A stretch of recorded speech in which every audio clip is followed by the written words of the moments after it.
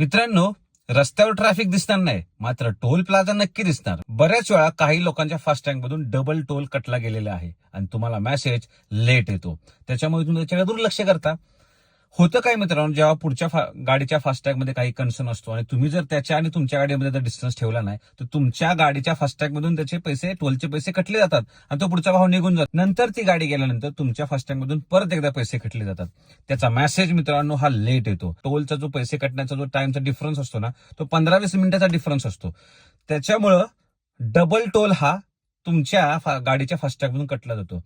Amount थोडी छोटी असते म्हणून आपण दुर्लक्ष करतो, पण हा जो स्कॅम आहे हा बऱ्याच लोकांसोबत झालेला आहे. आता याचं रिझन काय आहे? जो पुढच्या व्हेकलमध्ये थोडं डिस्टन्स ठेवा. जेव्हा आपला नंबर येईल तेव्हा त्या कॅमेरा आणि स्कॅनर समोर जावा, जेणेकरून तुमचा फक्त टोल कटेल. हे एक रिझन आहे जे मला ऑब्झर्व्ह झालेलं आहे. मित्रांनो, तुम्हाला काय वाटतं, डबल टोल कटण्याची काय रिझन असू शकतात? हा स्कॅम आहे का आणखी काही? धन्यवाद. जय महाराष्ट्र.